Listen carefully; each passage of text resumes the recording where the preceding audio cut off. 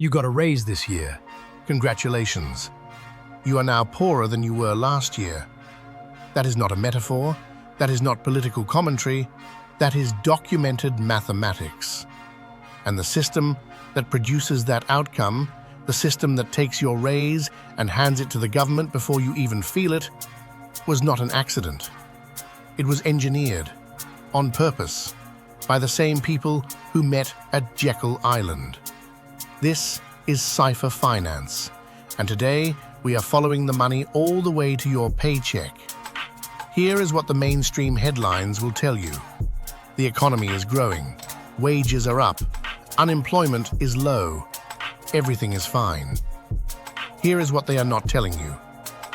In 1971, 61% of Americans were considered middle class. By 2023, that number had fallen to 51%, a 10-point collapse over 50 years, and it is still falling. The middle class's share of total national income dropped from 62% in 1970 to 43% in 2022. Think about that. The group that does most of the working, most of the spending, and most of the tax paying lost nearly 20 points of national income in 2 generations. 65% of middle-class Americans report struggling financially. Right now, today, not during a recession, not during a crisis, during a so-called period of economic strength. The median first-time homebuyer in America is now 40 years old.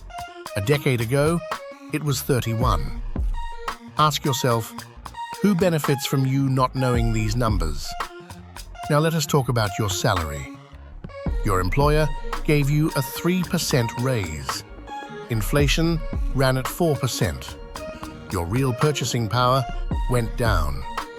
You are working more, producing more, earning more on paper, and falling behind in real life. Over the past decade, real wages for middle-income earners have grown at less than 0.5% per year. Less than 0.5%. Meanwhile, the cost of housing, healthcare, and childcare has outpaced that number by a factor of 5. But here is where it gets precise. Here is where the math becomes undeniable. When inflation pushes your nominal wage up, even if your real purchasing power stays flat or falls, the government moves you into a higher tax bracket. You are taxed on money that does not represent any real increase in your wealth. This has a name. Economists call it bracket creep.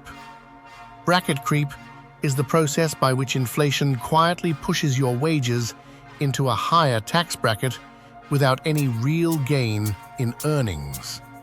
You feel richer on paper. The government takes more. You end up poorer in reality. Milton Friedman, the most celebrated economist of the 20th century, called inflation a form of taxation without representation. His exact argument? It is the kind of tax that can be imposed without being legislated, without a single vote in Congress, without a single politician having to defend it on television. Nobody voted for bracket creep, nobody announced it.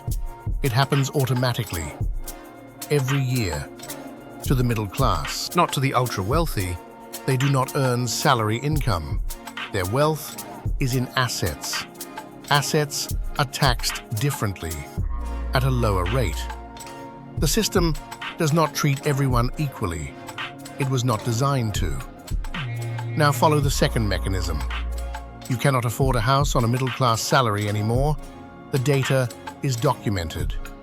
You need an income of $126,000 per year to afford the median-priced home in the United States. The median household income is around $76,000. That gap is not a market failure. That gap is a feature.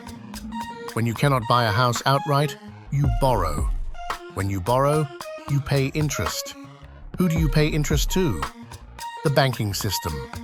The same banking system built at Jekyll Island. The same system designed to profit from your debt. The average American family with a mortgage will pay more in interest over the life of that loan than they paid for the house itself. Read that again. You buy a $400,000 house.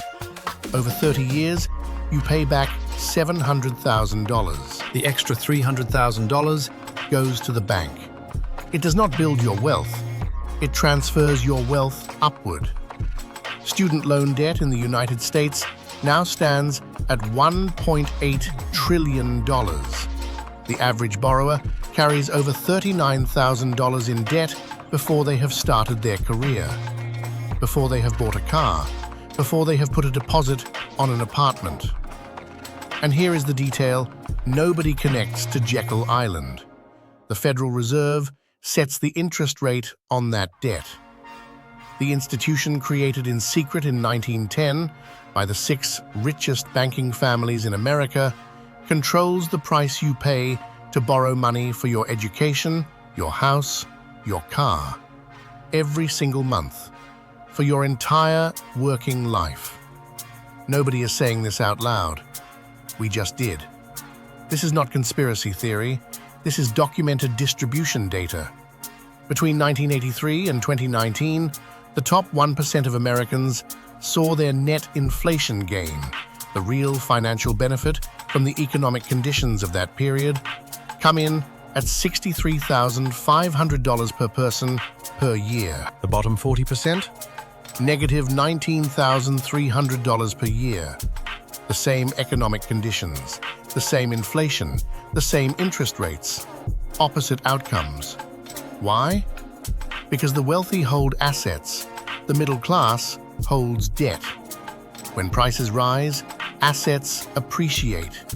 When prices rise, debt becomes harder to service. The top marginal income tax rate in the United States fell from 70% in 1979 to 37% today.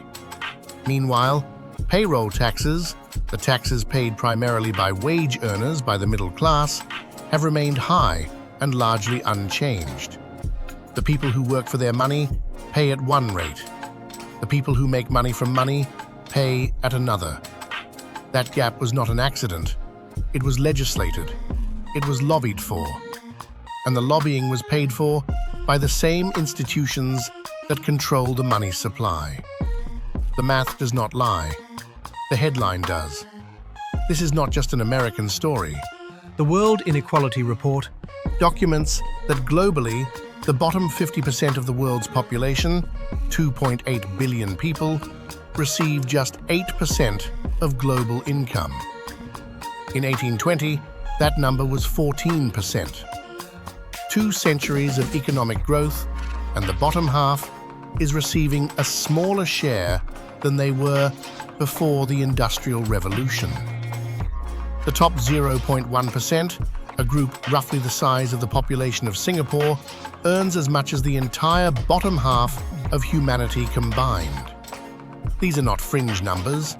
These come from the World Inequality Report, compiled by economists at the Paris School of Economics and UC Berkeley. The system is not broken. A broken system produces random outcomes. This system produces the same outcomes consistently across every country, every decade, every generation. Consistent outcomes are not accidents. They are design. So here is what you now know that the mainstream viewer does not. Your raise is not what it appears to be. Your tax bill is not what it appears to be. Your mortgage is not what it appears to be. And the institution that controls the price of all of it, the Federal Reserve, was designed in secret by the people who benefit most from keeping you exactly where you are. We showed you Jekyll Island last week. This week, we showed you the mechanism. Next week, we show you the family that built the system. Share this before it gets buried. This is not a conspiracy theory. This is documented history. This is Cipher finance. Now you know.